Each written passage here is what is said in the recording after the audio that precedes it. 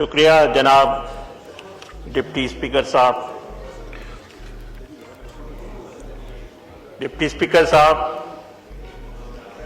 پہلگام کی آڑ میں بھارت کے جنگی جنون سوار وزیر اعظم کی جانب سے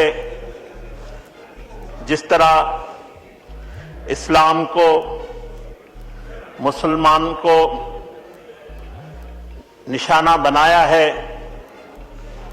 اور جو پاکستان میں 3 مساجد پہ حملہ کیا، شہید کیا، ان کی بے حرمتی کی ہے اور ہمارے معصوم بچوں کو، خواتین، بزرگوں اور شہریوں کو شہید کیا اور سویلین پہ یہ حملہ ہے۔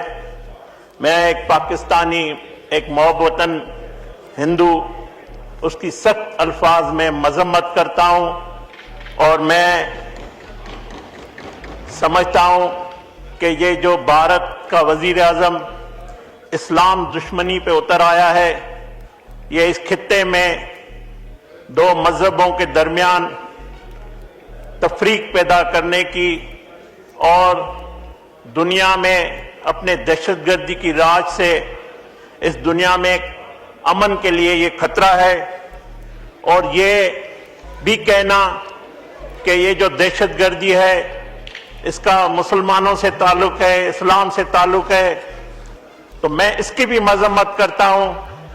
دہشت گرد کا نہ اسلام سے تعلق ہے، نہ ہندو مذہب سے تعلق ہے، نہ کسی اور مذہب سے تعلق ہے۔ دہشت گرد ہے، جس طرح مودی ایک دہشت گرد ہے جنہوں نے گجرات میں معصوم انسانوں کا، معصوم مسلمانوں کا خون بہایا، جس طرح ہمارے کشمیری بھائیوں پہ وہ بربریت اور جبر اور ظلم ڈھا رہا ہے۔ مگر مجھے بڑا افسوس ہوتا ہے کہ یہ جو تمام عالمی قوانین کی دھجیاں اڑ رہی ہے، جس طرح پاکستان پہ وہ جارحیت کر کے آ رہا ہے، یہ سب کی آنکھیں اس پہ بند کیوں ہے؟ جس طرح غزہ میں مسلمانوں پہ، فلسطینیوں پہ ظلم ہوتا ہے، آنکھیں بند ہوتی ہے، اسی طرح کشمیریوں پہ، اسی طرح آج پاکستان کے نیت شہریوں پہ اس طرح حملے کر رہے ہیں۔ میں مودی کو بتانا چاہتا ہوں پاکستان سے کہ مودی، آپ یاد رکھنا، آپ کو بھارت میں کوئی ستیہ ہے، آپ کو رام رام ستیہ کرنے والا کوئی نہیں ملے گا۔ آپ ایسی قوم سے آپ نے پنگا لیا ہے، یاد رکھنا آپ۔ اور آپ یہ سمجھتے ہیں کہ امن کی بات کرنا کوئی کمزوری ہے، بالکل ہماری کمزوری امن کی بات کرنا نہیں ہے۔